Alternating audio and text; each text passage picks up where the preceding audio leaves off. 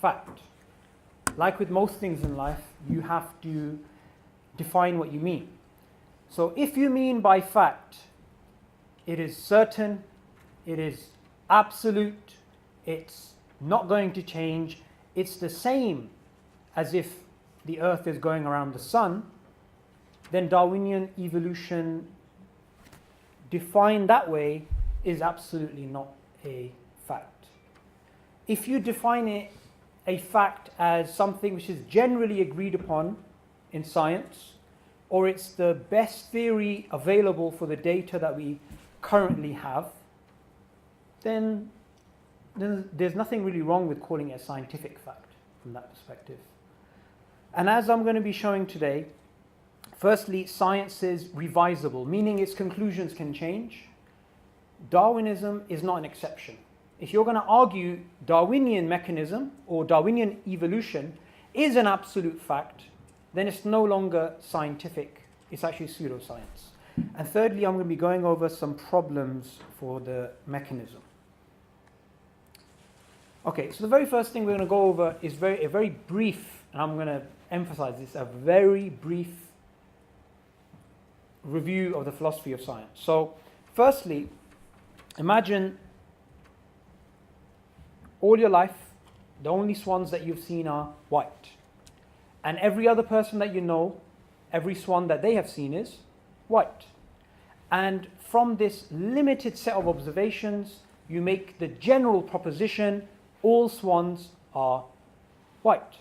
And one day, you come across a black swan, and that overrides your previous theory. You can call this the black swan problem, or as the philosopher David Hume put it, it's the problem of induction. But this is a very well-known, well-understood problem in the philosophy of science. Now, what does that actually mean? Does that actually mean we can't have any knowledge? We can't be certain of anything? Of course not. We use induction every single day. All it means is we need to be humble with our conclusions. So remember, science is based upon induction, observation. You take a limited set of observations and you conclude for the general. And as new data comes, you have to revise your previous conclusions. Also, and this is very, very important, any set of data can fit many different theories. Okay, that's a very important point to understand. And this is in every field, in physics, chemistry, biology, wherever you look, any set of data can fit many different theories. And what scientists do is they apply some methods, they have, inference to the best explanation. That's one way that they try and get the data that fit, the theory that fits the best data. So there's two essential problems. Number one, new data you can come across which will totally go against your previous theory, or there are many different ways that you can use the existing data to come up with different theories. So, if you pick up any book on the philosophy of science, you'll get, philosophers saying, look, every single scientific theory 50 years ago in chemistry, biology, physics is very different to what we have today, and extremely different to what we had 100 years ago. And also that science is revisable. So all of its conclusions are provisional. And what philosophers of science would actually say is, it's actually very dangerous to use words like proof and even fact. I mean, of course, if you define it in an absolute way, it's very dangerous. Another important proposition is falsification. So every single scientific theory has to be, in principle, falsifiable. Now, what does that mean? That means you should be able to conceive of some evidence that will go against it. Now, a very simple way to put it is the way Einstein put it. No amount of experimental results can ever prove my theory right. One can prove it wrong. So, science doesn't technically prove, it disproves.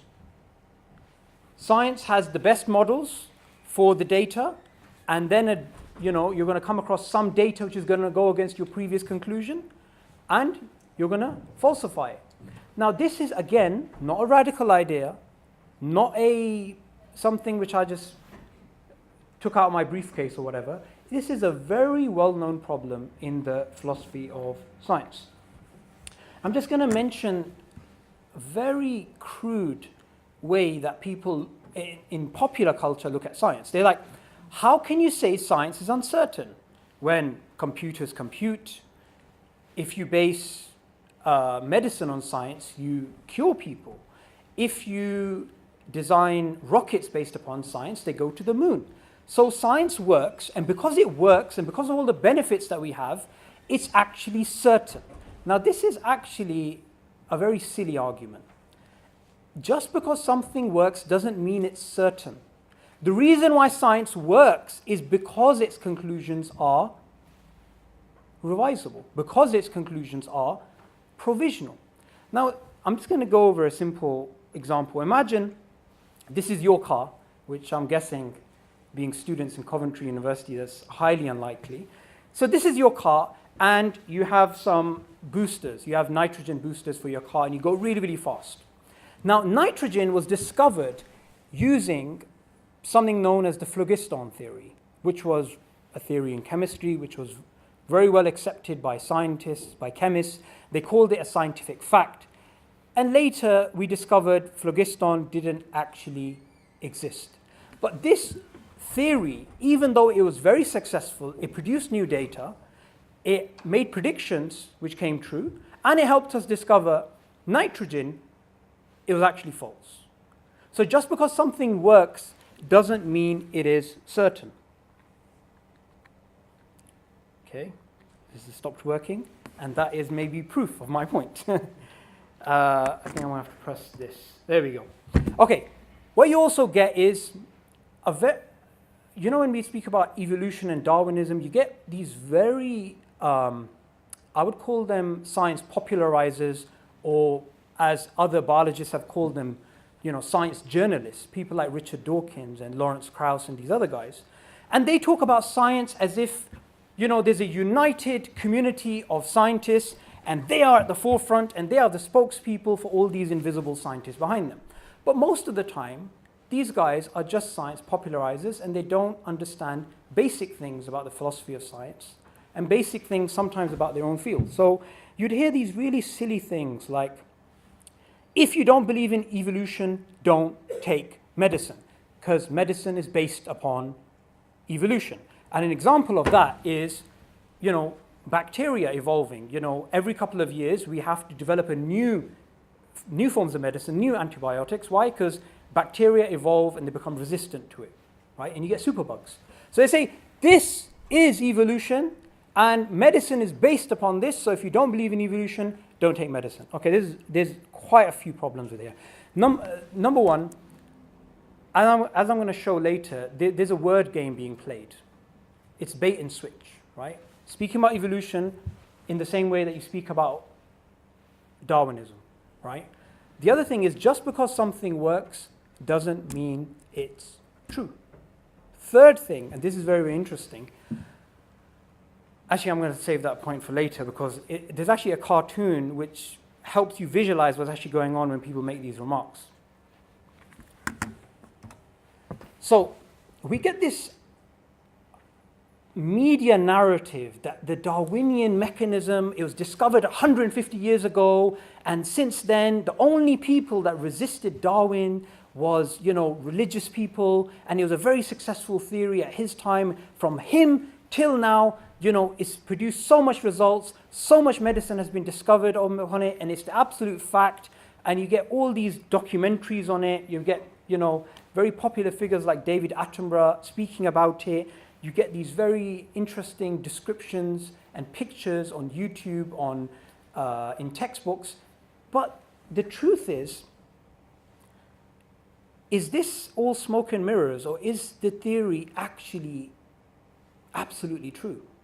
Now, the first thing I want you guys to realize is, ignoring all the science, just looking into the philosophy of science, that can't be the case. Because the philosophy of science teaches us every single scientific theory in principle has to be falsifiable, so you can't claim certainty. Also, the history of science has shown us every single prevailing theory in chemistry, biology, and physics is different to what it was 50 years ago, 20 years ago, 100 years ago. Why? Because of the problem of reduction, because of falsification, and because of the fact that data can fit many different theories. So when you hear something like, it's absolutely safe to say, if you meet someone who claims not to believe in evolution, that person is ignorant, stupid, or insane. Now, anybody like a very well-known person like Richard Dawkins, when he says that to you, or says that to the public, you would think this thing has to be true if he has that much proof. But as we're going to see later, even he acknowledges that, it can change, it can modify. In fact, you can even get rid of it. And new data can come, and you can have, a completely different theory of evolution. And the interesting thing is, there's a geneticist at Harvard, Richard Lewontin, and what he basically says is, in a lecture called DNA as Dogma, he says most of the medicine that we have today is not based on actual science. It's actually based on trial and error. So when you get past all the media narratives, when you get past all the science popularizers, the science journalists like Richard Dawkins, you actually get to see it's actually not as certain as people claim it is. So imagine you're in a lecture theatre like we are in right now, and you're listening to a lecturer, and the lecturer speaks about the fossil record, he speaks about genetics, he speaks about DNA, speaks about all these different topics, and he says the Darwinian mechanism is absolute truth, whoever denies it is an idiot, and he just goes on a rant about how Darwin was so successful. And you actually say, well, I can accept it as a working model, but I think Darwinism is actually very speculative. I think it's based on a lot of assumptions, and I think there's actually disputes on the data that we actually have. And even the history of Darwinism, we had something known as the eclipse of Darwinism, between Darwin's death and what's known as the modern synthesis. A lot of biologists were ignoring natural selection as the main driving force of evolution.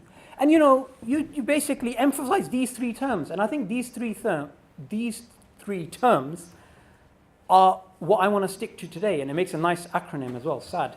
Speculation, assumptions, and disputes. Now, what do you think his reaction is going to be if you actually, at the end of a 3-hour lecture, when he goes over all this evidence for Darwinism, you turn around and you say, actually, it's very speculative, it's based on assumptions, and there's a lot of disputes on the data. You might hear something like, how dare you, or you're being anti-scientific. What's really interesting is, as I'm going to show, all of these things which I just said and the terms that I'm using are actually used by mainstream secular biologists.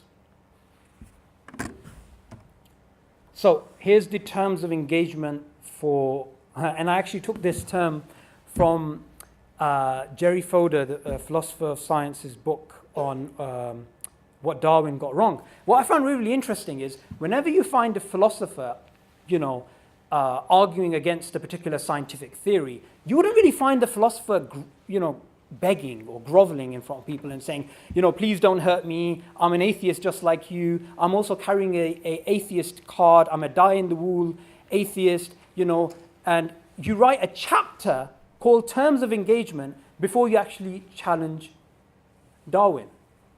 I found that very interesting because it shows you the sort of social pressure which has been created around this theory.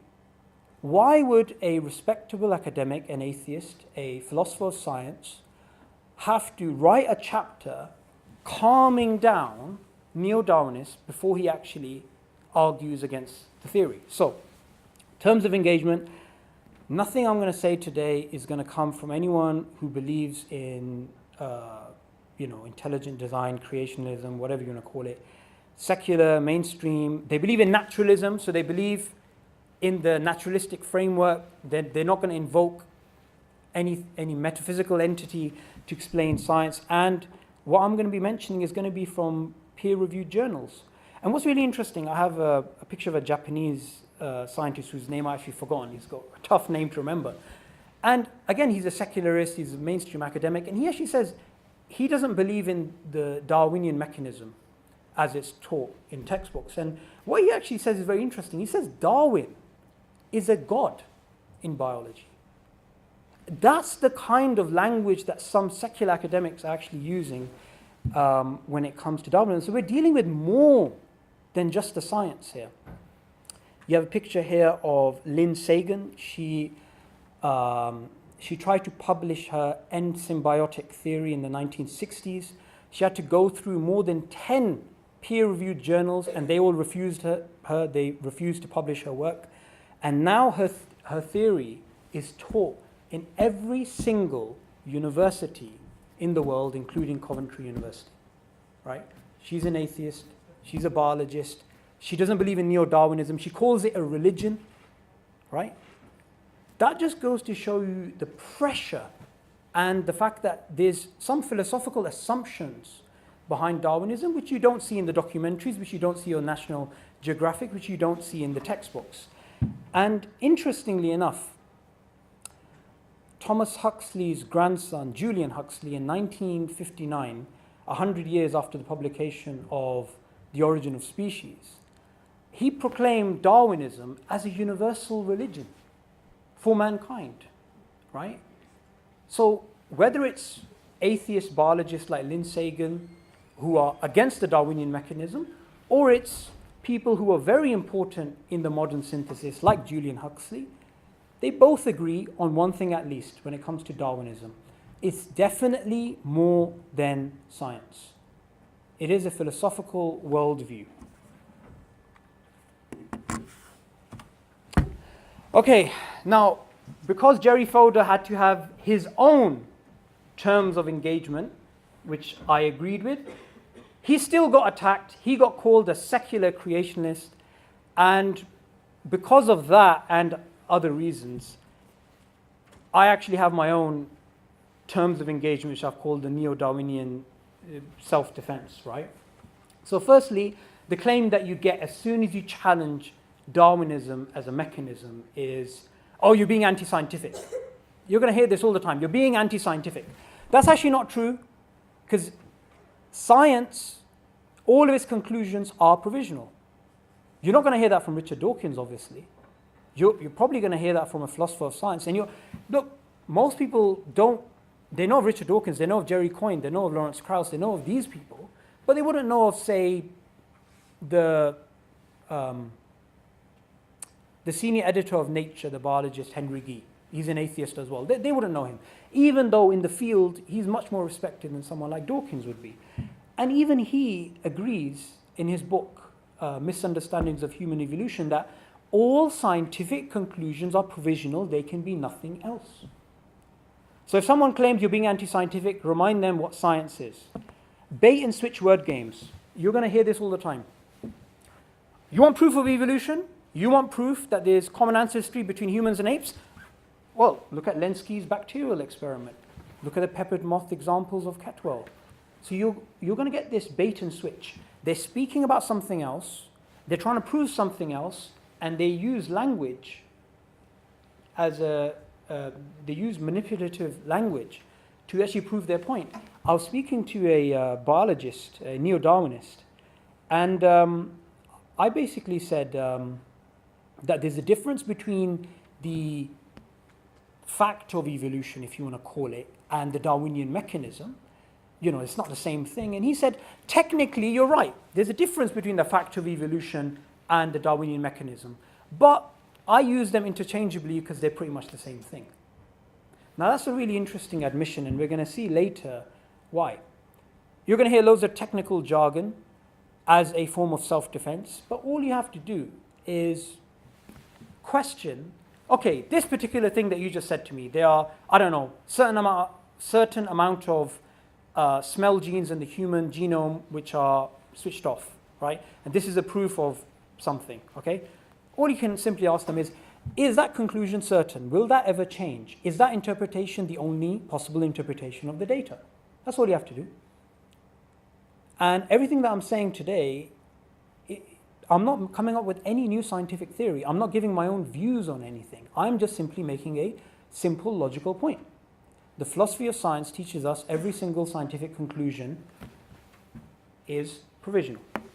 Okay, you don't have a PhD. If you are going to question the neo-Darwinian mechanism, the first thing you're going to hear is, but you don't have a PhD, you're not a biologist. Okay, or you could simply say to them, okay, there's other people who have PhDs who are biologists, who are professors and so forth, who do think neo-Darwinism is nonsense, is a religion. Lynn Sagan, James Shapiro, loads of others. Well, not majority definitely don't. And the same biologist who I was speaking to, he said to me, for every one biologist you bring me that believes neo-Darwinism is wrong, I'll bring you 1,000 which believe it's true. What's wrong with that line of reasoning? Is science a democracy? Is it a numbers game? Is it a social construct? I've got this many scientists, therefore my theory is more correct than yours.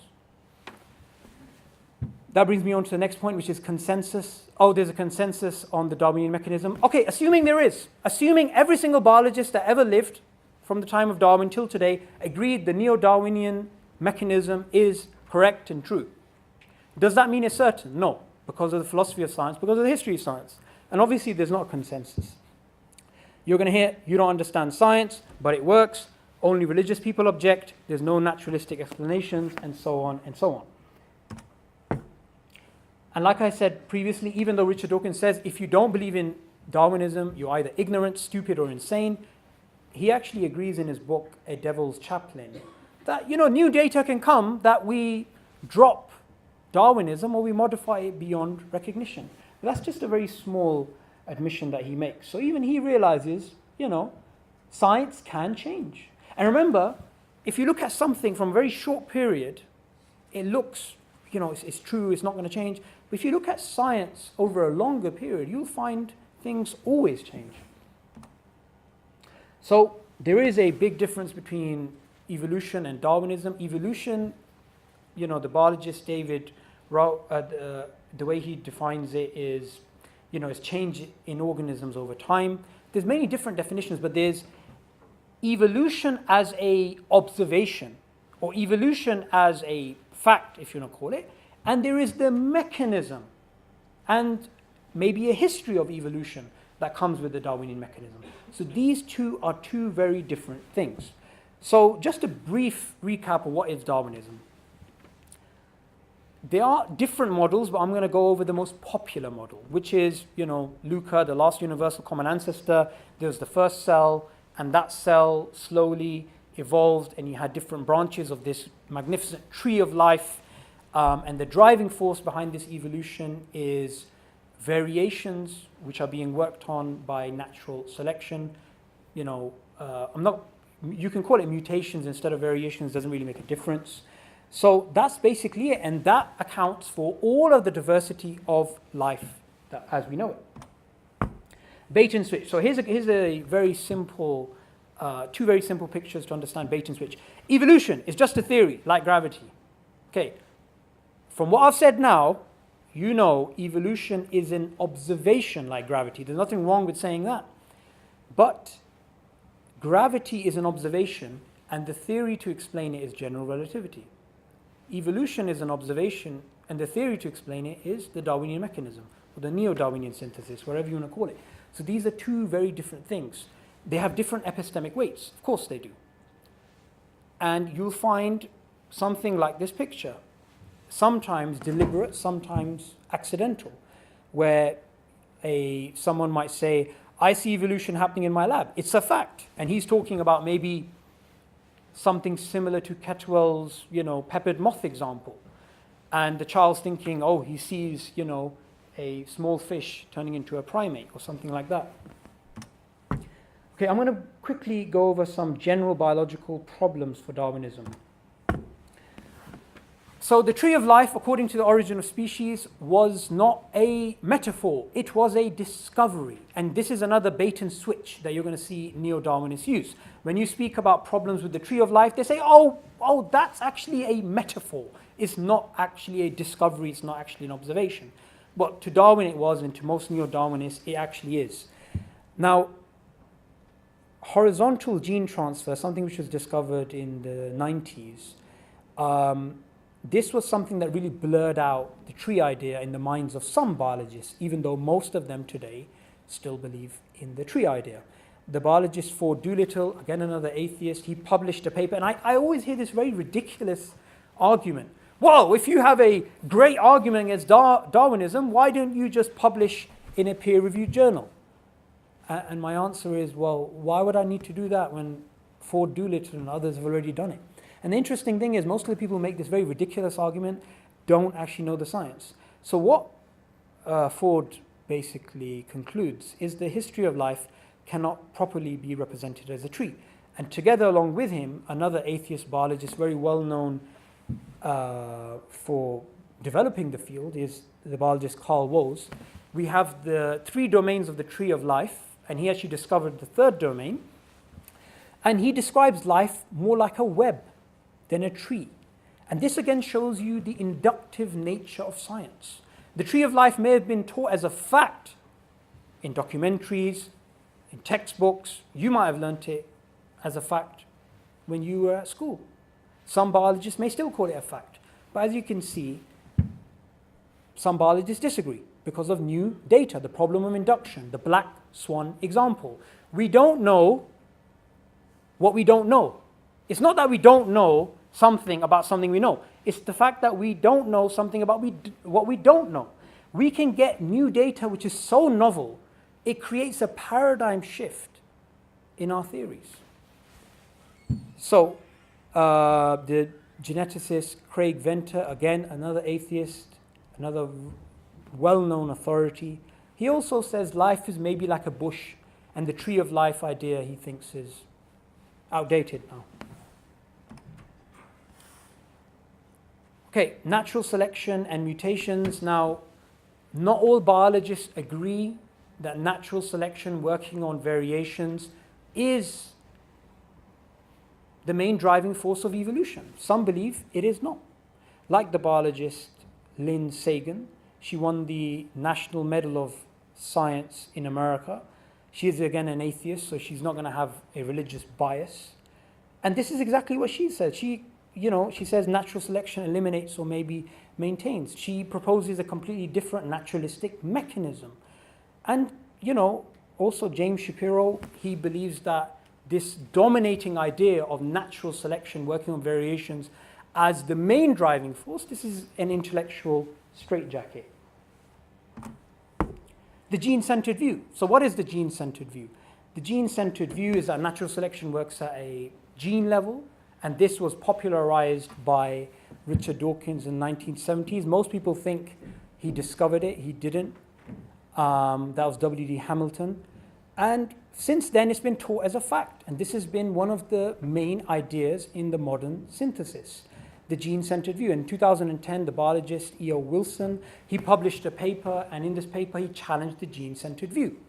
And they were going back and forth, and there was a lot of disagreement. And, E.O. Wilson, basically, his book was reviewed by Dawkins, and Dawkins basically said, these are all the biologists which agree with me, and, the multi-level selection idea of E.O. Wilson, it's not right, and so forth. And then E.O. Wilson said, well, the only disagreements I have is with real scientists, not journalists, right?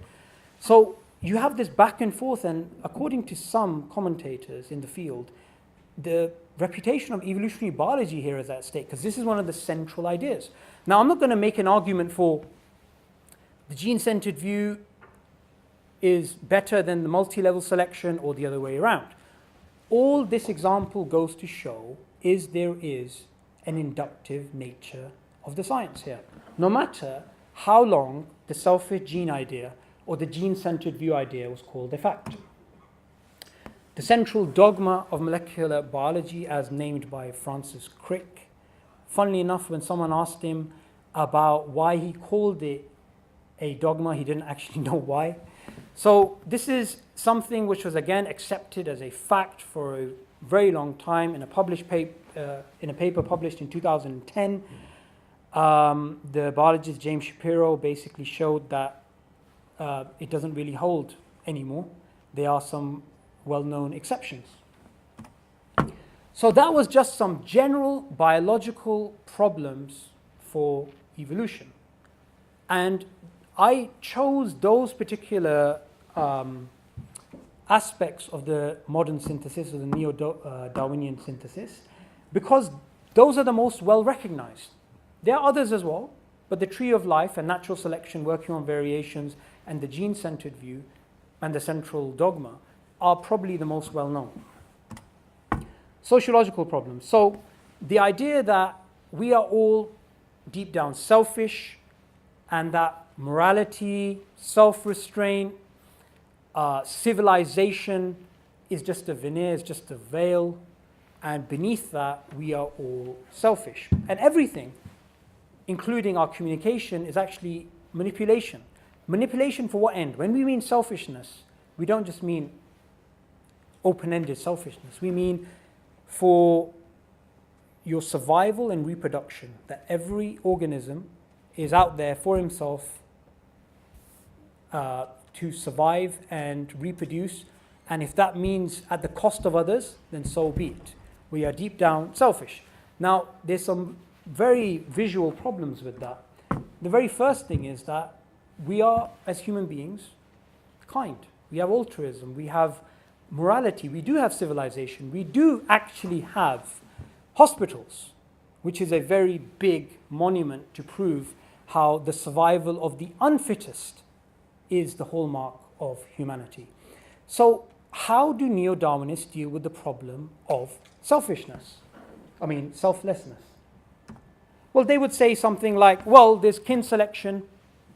So I was reading in this book written by a very intelligent man who should know better, about, this caveman. The caveman basically thinks to himself, well, I just found a tree here. If I tell the other cavemen about this tree, then I'm less likely to survive because they'll get most of the food and there's a shortage of food. Oh, wait, they share my genes. So if I help them, I'm actually helping my own genes because they are my kin. That's my brother and that's my cousin. So they explain the fact that the caveman goes and tells the others about the tree because he actually cares about himself. So by telling them about the tree, he's actually being just as selfish as if he was just eating it all by himself. And the biologist J.B.S. Haldane, again, another very important figure in the modern synthesis, he said, I would lay down my life for 2 brothers or 8 cousins. So you guys get the point here. So that's kin selection. That's the first way that neo-Darwinists would try to explain social behavior. The second is reciprocal altruism. So you don't really care about someone you're going to help. You're only helping them because one day they're going to help you, and that's going to help you survive and reproduce. So again, it's a selfish act. It looks selfless. Interesting. It's interesting how we don't know these things. We've actually got this veneer which is so thick we don't even know it ourselves. Now, both these ideas are not just challenged by multi-level selection of E.O. Wilson.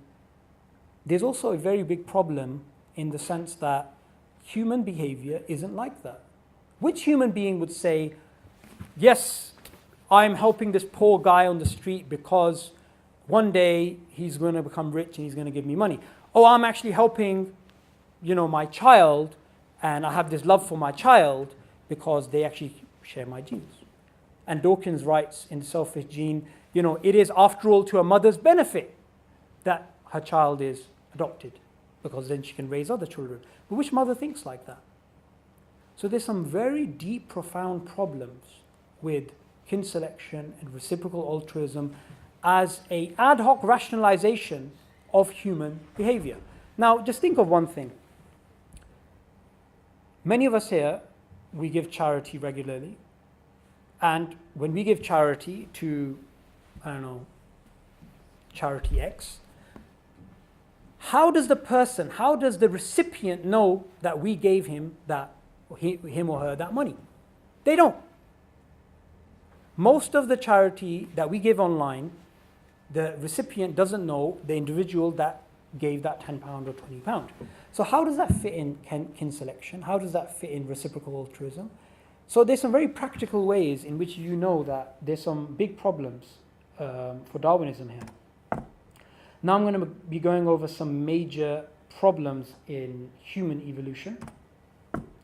Now, if you go back to the slide which I had right at the beginning, the slide was on, imagine if there's a lecturer who speaks about evolution, speaks about genetics, speaks about DNA, speaks about all these different things and fossils, and you at the end of it say, oh, well, I think a lot of this is very speculative and I think it's based on assumptions. I think there's a lot of disputes.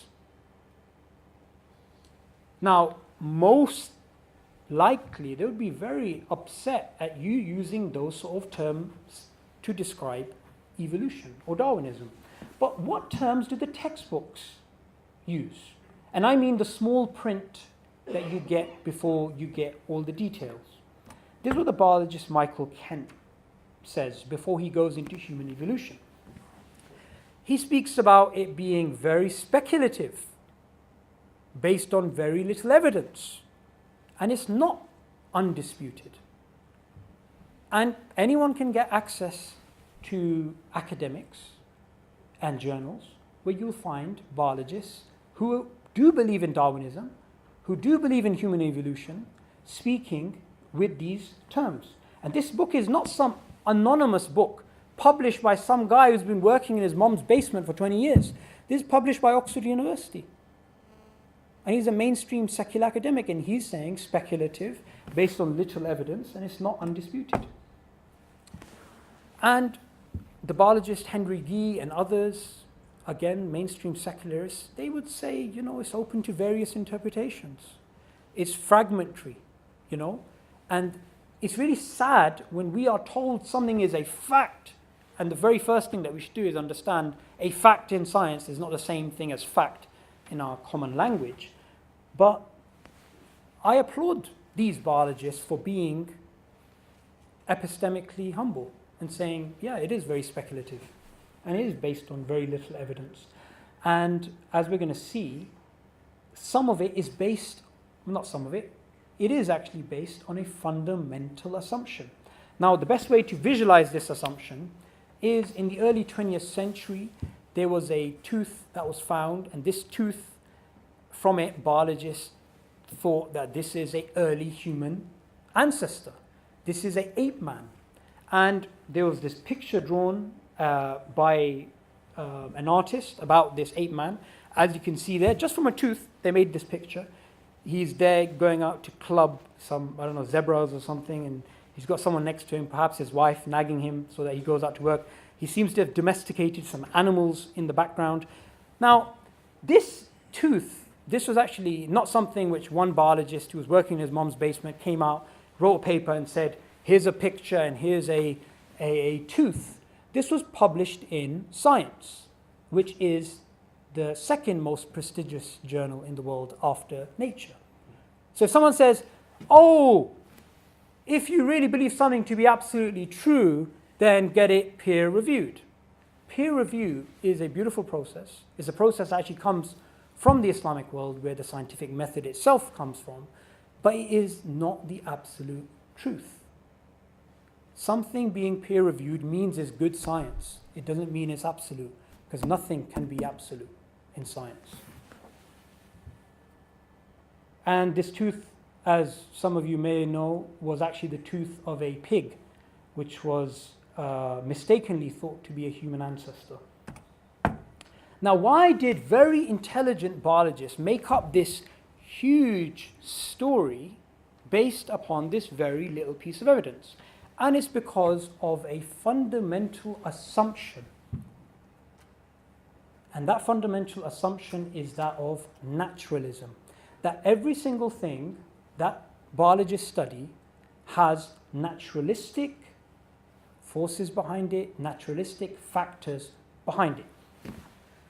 The way Professor Gareth Nelson, again, another atheist biologist, well known, this is the way he puts it. We've got to have some ancestors, we'll pick those. Why? Because we know they have to be there, and these are the best candidates. Now, the really interesting thing is, the biologist Richard Lewontin from Harvard, he's again an atheist. He again, believes in naturalism. He was reviewing Richard Dawkins' book, The Blind Watchmaker. And, Richard Dawkins speaks about the evolution of the wing in the bat and, all these other things. And, Francis Crick said, save your soul and read this book, The Blind Watchmaker. And Richard Lewontin, being who he is, he basically said, these are just soul stories, they don't really have any basis. Yet in the same review, he actually made a very interesting admission. And that admission is that which Michael Ruse and other neo-Darwinists have actually admitted, which is that we are forced by our a priori assumption, meaning before experience assumption, that, there has to be only materialism, only material causes. And that is actually a very interesting admission, that they say materialism, naturalism, is absolute. So they can't accept that human beings or something else came in the history of the world without there being prior naturalistic causes.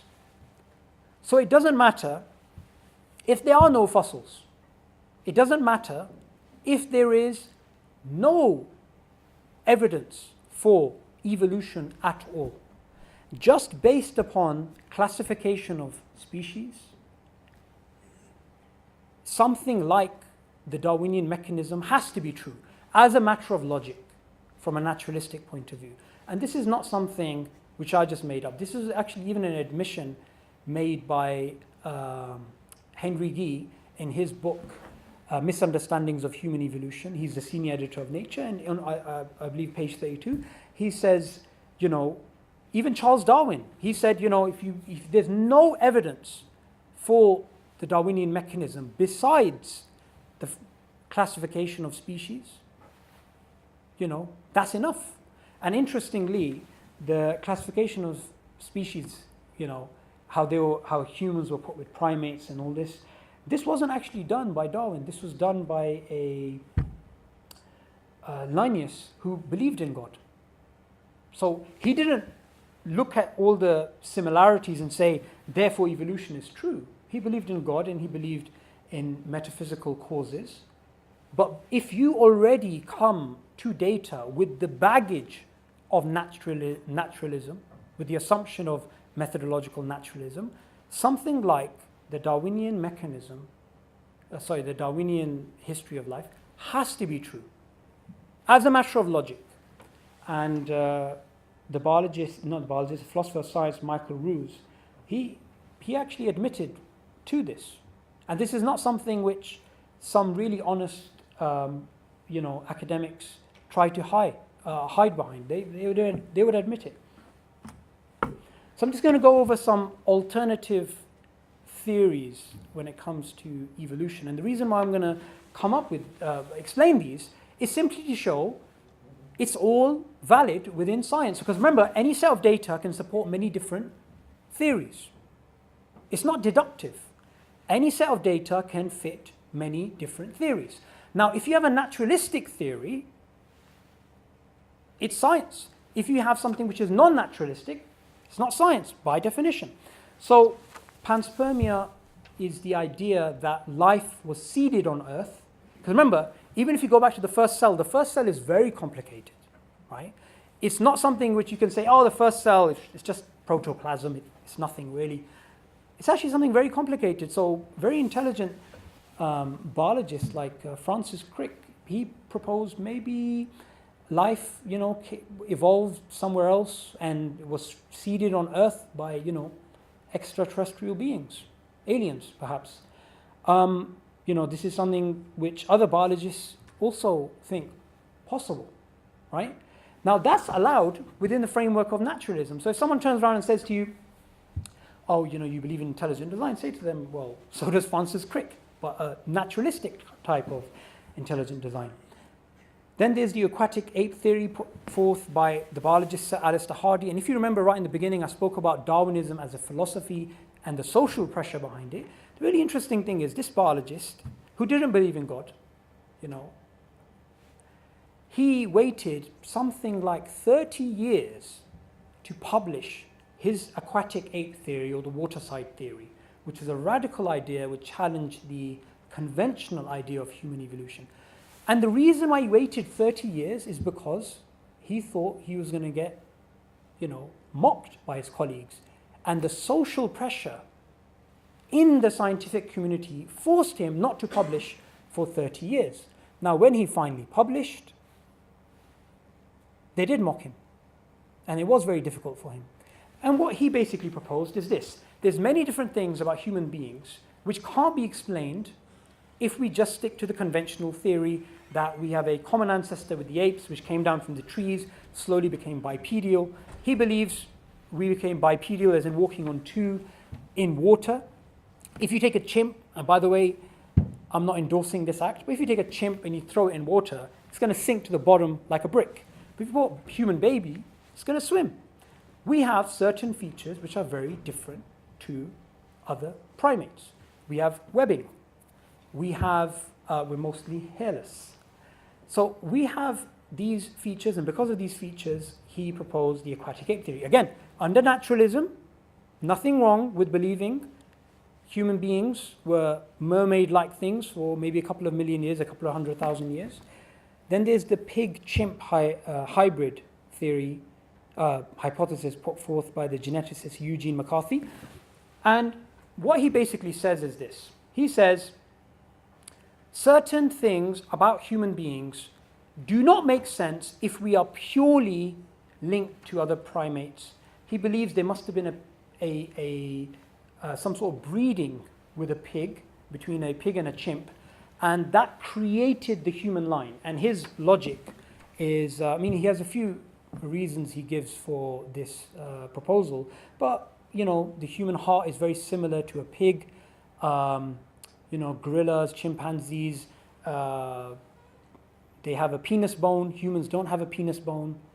So a lot of other reasons, and he basically says, he believes in the pig-chimp hypothesis, and most biologists would say, no, this is nonsense. There is no pig in our family.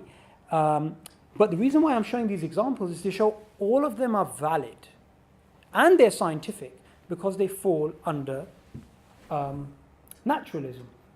And Francis Crick put it in a very interesting way. He said, biologists must constantly keep in mind that what they see is not designed, but rather evolved.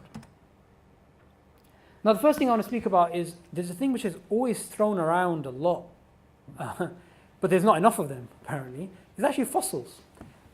Fossils are very rare, and fossilization is very rare. And when you get this picture of, we have these nice fossils which show a transition between an ape-like creature to a human-like creature, and we split from the other primates about 7 million years ago. Fossils are very, very rare. So for someone to make the claim that we have fossils and this proves evolution, they've misunderstood how rare fossils actually are. In a paper published in Science, one biologist described it as working out the plot of War and Peace with 13 randomly selected pages. Now, War and Peace, for those of us who, haven't read it, I haven't read it, but what I do know is it has over 500,000 words, right? So it's a big book. So that analogy goes to show you what problems there are when it comes to fossils and trying to put together a story using them. And this whole idea of a missing link, it's very popular. It's used by, even people who we sometimes consider to be mainstream scientists. But there's some big problems. If you imagine you get these very famous YouTube clips where somebody's taking a picture of themselves every single day for like 20 years, 15 years, you see a nice, gradual change, and every single picture, if you imagine, is like a fossil. So you get a nice change over, 10 years or 15 years, or in this case, 2 years. And if you imagine those pictures that you have from which you make the video, if there's, 2-3 days missing, maybe a week missing, you may call that the missing link. But with the fossil record, we have the exact opposite. We firstly do not know, and we can't say with percentage how many organisms or how many species there actually are. So the philosopher of biology, John Wilkins, another atheist secularist, he says, there could be potentially millions of missing species that we don't even know about. There could be, an indefinite number of missing branches. What we have is random snapshots. Between the time of, say, something like the Lucy-like ancestor and a anatomically modern human, us, there is a couple of million years. You'd need millions of fossils to make a nice transition. Now, we're not expecting neo-Darwinists to have that because fossilization is very rare. It's like, you could say it's like lightning hitting an area. But what's important is, if you are going to make a story based upon very little evidence and assumptions, and which is speculative, no problem. There's nothing wrong with doing that, as long as you're open about the fact that there are assumptions and it is very speculative. Henry Gee, in his book, Misunderstandings of Human Evolution, and in Deep Time and other books, he puts it in a very colorful way. He says, look, no fossil is buried with a birth certificate. So to take a line of fossils and say, this is the ancestor of this and this is the ancestor of this, he says, look, this is not even a scientific hypothesis. It's a bedtime story. And in his book, he draws a imaginary tree of life. And on the imaginary tree of life, he plots random fossils. He's very careful, and he admits this, to not putting the fossils at the branching points because we don't have enough information. Then what he does is he takes these random fossils and he draws a line, that's line A. Then he draws another line, radically different, line B, and another line, radically different, line C. And he says all of these are equally valid, and you can't actually say one is more valid than the other. And how many lines can you get from a plot? An indefinite number. So he does believe in neo-Darwinism. He does believe in human evolution. But what's really interesting about him, as opposed to Richard Dawkins and Jerry Coyne and others, is he's very honest about just how speculative this is. So when someone turns around, and I've heard these stupid things, oh, evolution is deductive because you can take a line of fossils, there you go. Well, according to Henry Gee and others, you can't take any fossil and say for sure this is a human ancestor. Although he believes, like Gareth Nelson mentioned previously, there has to be human ancestors because he is a naturalist. Okay, again, Gareth Nelson, he puts it in the same way. He says, to go to the fossil record and to try and take a line of fossils and say, this is a descendant of this, it's an illusion. But, and this is a very important thing, and this is the admission that he makes, and something which other people bank on. It sounds very authoritative. We have the fossils. I think it's actually quite deceiving to do that. And as we're going to see in a few examples, there is sometimes very big deception going on the macro level, if you want to call it that. Now, I'm just going to go back to my point of classification. Linnaeus put together all of the living world as he saw it into categories. He didn't automatically deduce evolution from it and say this evolved from this and there's common ancestors. But this is something which you would have to do as a matter of logic if you subscribe to naturalism. Something like the Darwinian mechanism or Darwinian evolution has to be true. Now, so this particular point about human-chimp DNA similarity, 99%, is irrelevant from that point because we know whether you look at it physically or you look at it from a DNA perspective, obviously there's going to be similarities because there's physical similarities. But to say because there's a similarity between a human and a chimp, therefore that necessarily proves that they have a common ancestor, this argument doesn't work. But I'm just going to give this example. Since 1975, the experiment done by King and Wilson, this idea of 99% has been thrown around, right? that there's 99% similarity between humans and chimps, and this proves common ancestry. Now, like I mentioned before, even if it was 99%, it doesn't necessarily prove human-chimp ancestry. And if that's not enough for you, pick up a book, Evolution, by The Logic Behind the Science by the philosopher of science, Elliot Sober, published by Cambridge University Press. And he goes over this particular point. He says, it doesn't necessarily, humans and mushrooms are different.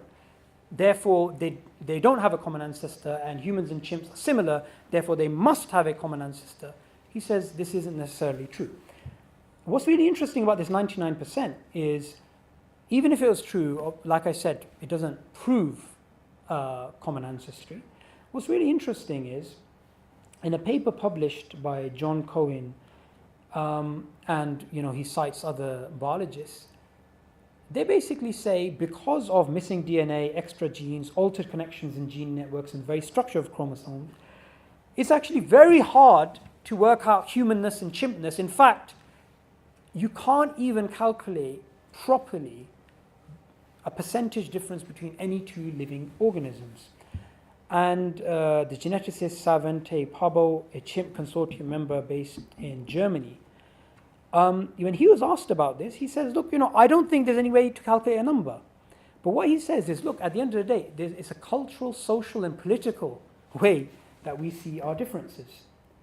So what this goes to show is, when you find a very proud neo-Darwinist or atheist wearing 99%, you can say two things to them. 99% chimp, the shirt. Firstly, to claim that 99%, assuming it's true, is proof of common ancestry, that's based on the assumption of naturalism. Two, it's not even 99%. In fact, what the biologists did, if you imagine, you would think 99% was calculated in this way. Take out the chimp genome, human genome, 99% similarity, right? That's not what they did. They actually compared both of them. They saw 2.4 billion letters which are similar. They saw 1.3 billion letters which were different. They decided to ignore the 1.3 billion letters and only compare what was left over, and they calculated the 99%. Now you're going to think that's nuts. Why on earth did they do that? But there's nothing wrong with doing that, because what they did is they assumed common ancestry between humans and chimps is true. So all of the differences in the DNA, the 1.3 billion letters, they said, let's ignore that. There's nothing wrong with that, because their assumption is that common ancestry is true. But what's circular reasoning is when you take that 99% and you say this is proof of common ancestry, because the 99% was calculated, even though some are arguing that it's false now, some biologists, it was based upon the assumption of common ancestry. So to use it for proof of common ancestry is circular reasoning. Okay, a very famous fossil, this fossil, when Obama went to Eritrea or Ethiopia, I forgot which one, and he touched the bones of this ancient hominoid, this ancient human ancestor. And as we know, even though this is shown to be a missing link, we know there's no such thing as a missing link now. I hope we know that now. And the interesting thing is, if you look at the fossils, according to mainstream secular academics, they would say this is a fossil of an ape or a chimp. Even Donald Johanson had his or her, we're not sure if she's male or female, we only have 40% of the fossils. Even he said, it's pretty much an ape. What's interesting about this fossil find is, according to the pelvis bone, some biologists have said it shows signs that this creature was bipedal, meaning walking on twos. Okay, does that mean it's definitely a human ancestor? Of course not, because we don't have the fossils in between. But assuming, let's ignore that. Assuming it was bipedal, and according to other biologists, we don't actually understand its motion. We can't say for sure. Some say it knuckle walked, some say definitely wasn't bipedal. Some say it was bipedal. But let's assume it's bipedal. We know of an ape that was discovered 10 million year old fossil in Italy, which was a fully bipedal, meaning walking on two legs ape. And paleontologists know this ape has nothing to do with human ancestry. So this very popular fossil, when you actually look at the science, is based on assumptions, and there's very little there. But like I mentioned right near the beginning, there is more with Darwinism than the science. And this is admitted by the critics of Darwinism and also the proponents of Darwinism. Now look at the feet of this representation of Lucy. Those are very human-like feet. Chimps have opposable thumbs. That's why they can peel bananas using their feet. But those feet look very human-like. Can you see the feet in the fossils? They're not there. Her hands are not long and curved fingers like a chimp would have, like an ape would have. It's actually very human-like hands, small hands. Can you see the hands in the fossil? Now, you may think, okay, those are irrelevant points, okay? Because we know it's not a human ancestor for sure because of all the other reasons, methodological naturalism, we don't have the fossils and so forth. But the reason why I'm pointing this out is what I mentioned in the beginning. We're dealing with more than science here. We're dealing with a philosophical worldview as well, intertwined. I have absolutely no problem with the science. I'm happy to accept Darwinian mechanism as a working model. I don't really have an issue with that, and I don't think anyone should have an issue with that. I have an issue, and likewise philosophers of science have an issue when you claim certainty on an idea, and when you're not honest about the assumptions behind it, and the fact that there is actually a lot of philosophy involved. 2009, this very famous fossil, Ida, this was shown all over the world. There was books on this, there was documentaries on this. This came on the History Channel, it came on many different channels, and it was translated into different languages. Google 2009 put this famous fossil Ida on its front page, and just for the sake of amusement, I put Ida fossil in Google, and it is the most famous fossil you can imagine. Almost 500,000 hits on this fossil. The paleontologist John Hume, he said about this fossil, it's the scientific equivalent of the Holy Grail. It's going to be taught in the textbooks for the next 100 years. David Attenborough said, it's not a matter of imagination, it's not a matter of suggestions, it's fact, it's true, this is a human ancestor. And after all the press, circus, and that's the words Henry Gee uses for it, after all that was over, and after all the dust settled, and the millions of people were exposed to this human ancestor in a journal, Nature, it was concluded Ida has nothing to do with human ancestry. So the reason why I brought this up is to show the level of propaganda, the level of social pressure, marketing behind the Darwinian mechanism.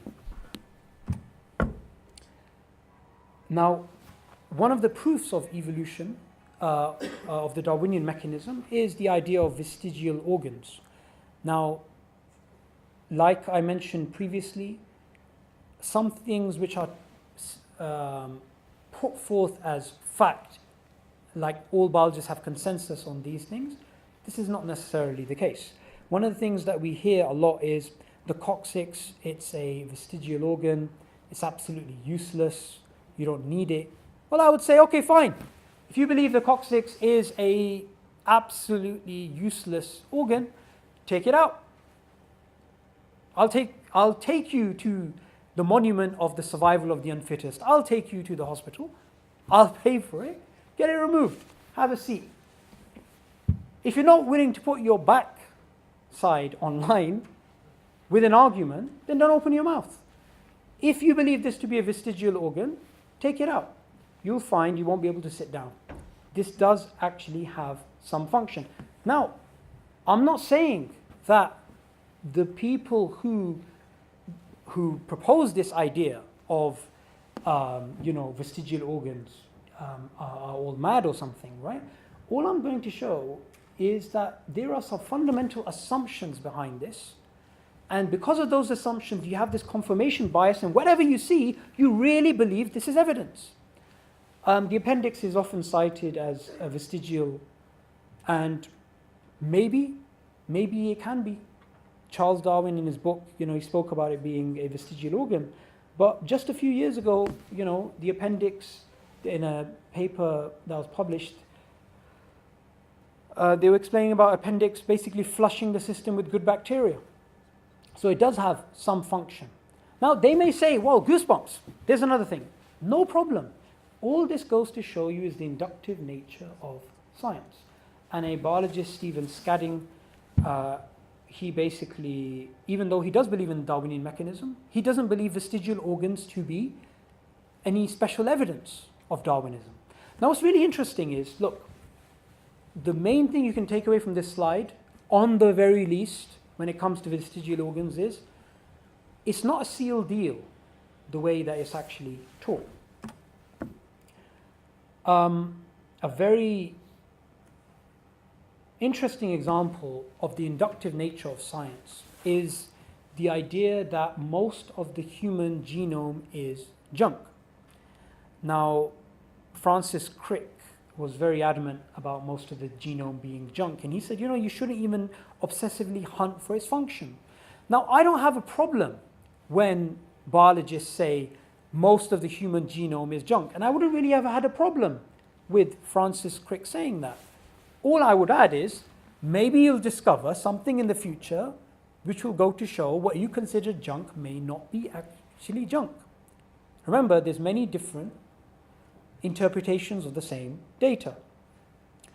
The philosopher Darwinist Philip Kitcher, the way he put it is, a lot of the DNA in there is not needed, it's junk.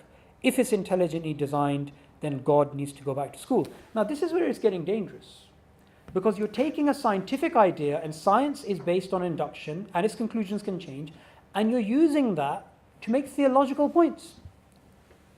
Do we go to philosophers of science and biologists to learn about theology, metaphysics? Why is it in the most prestigious journal in the world, Nature, David Hull, he writes about the God of the, evolution, and he speaks about so much suffering and evil in the world. If you're reading that article, you would expect to go to a journal and read about biology. We don't go to biologists for metaphysical implications. Who does that? What's really interesting about this idea of 97% of the human genome being junk, besides being used, for so long as an absolute fact, recently, in the last couple of years, in the studies that were published by the Encyclopedia of DNA Elements, this study, basically, what they were saying was most of the genome is not junk. In a book published by the biologist Nessa Carey last year, she also speaks about, that we now know that some of this stuff can have very big impact. So my basic point, if you don't remember anything from today, is anything that's shown as a scientific fact, remember, scientific facts can change. They're based on induction. So don't take a scientific fact and make theological, metaphysical, absolute implications of that. So what's basically going on in biology? According to the biologist Michael Rose, in an article about what Darwin got wrong or something like this, he basically said, look, the complexity of biology is similar to quantum mechanics, right?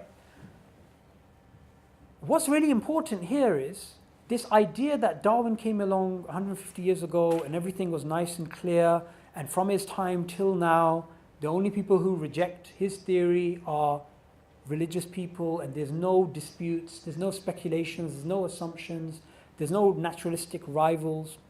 A lot of this idea is just propaganda. And if you already have a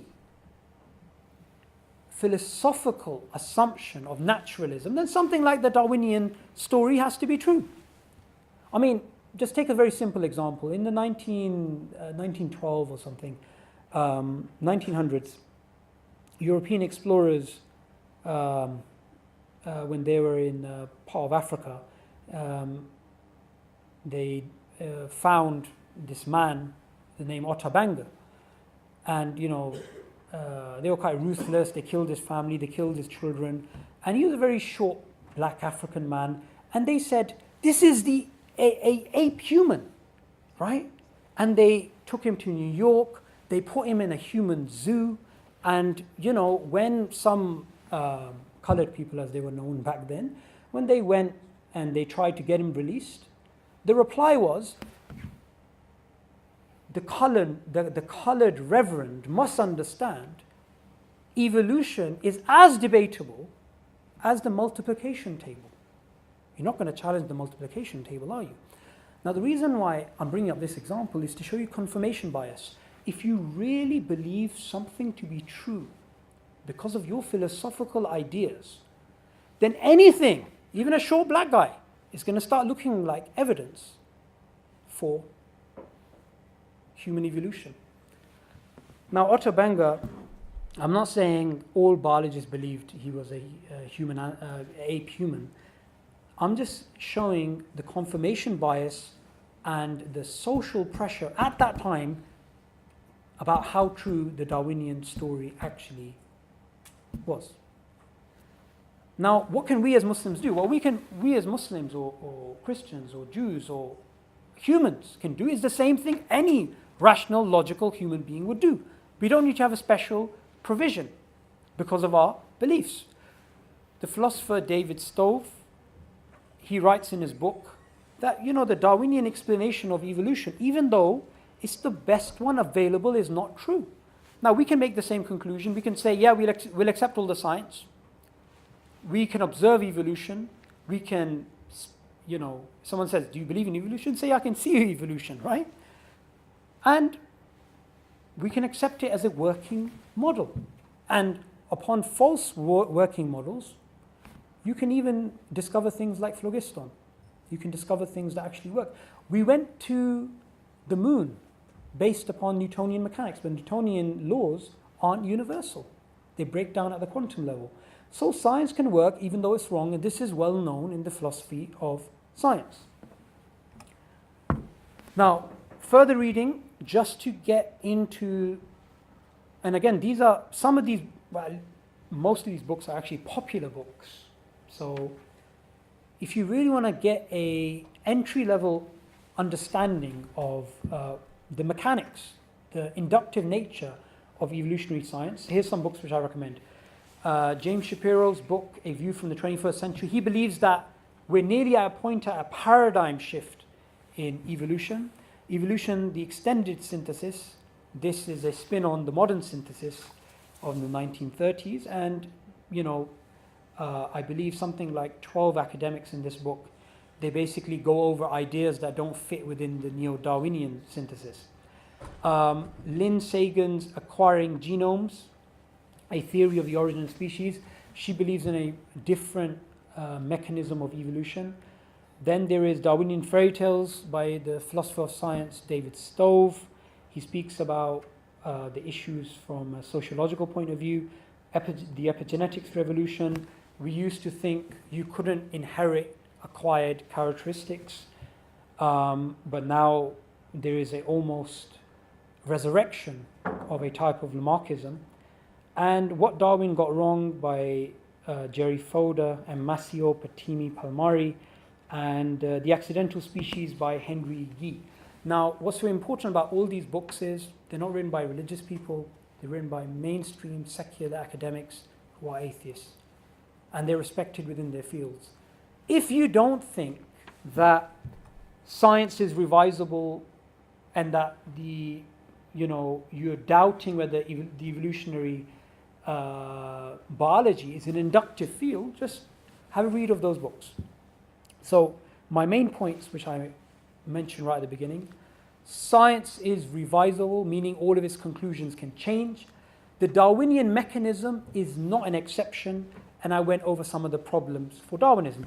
Now, someone may turn around and say, yeah, but this particular problem that you mentioned about epigenetics or junk DNA or fossils or whatever, you could say every single point that I made there,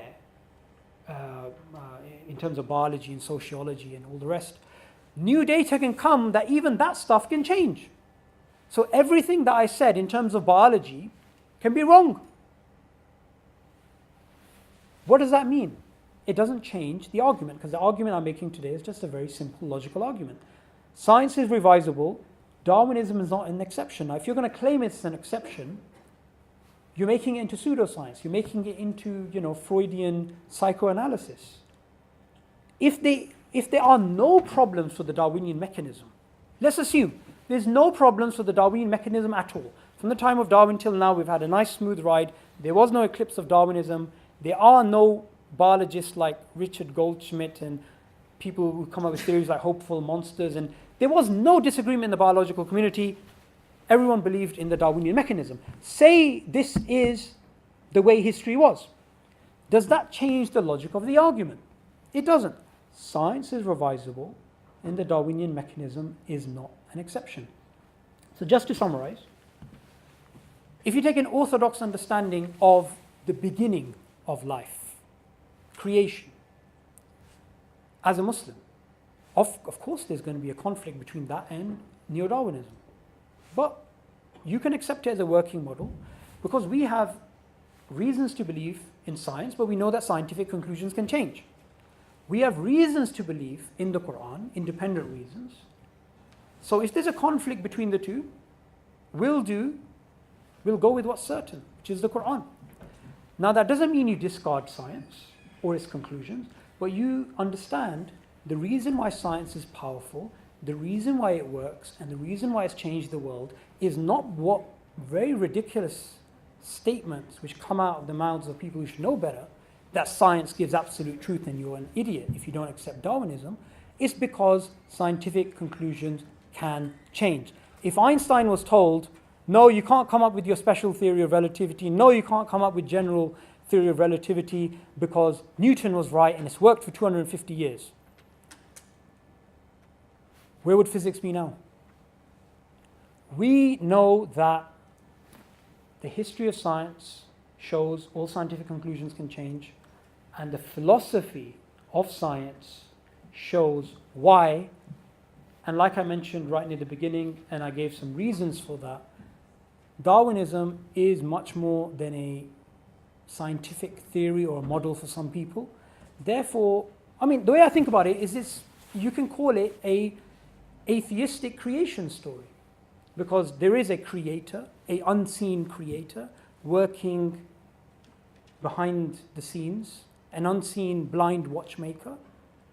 And like Dawkins said, it's an intellect. Darwin allowed atheists to be intellectually satisfied. So if you get this very emotional reaction when you speak about Darwinism, you can understand why, because that's their worldview. What we as Muslims should do is just engage with them and explain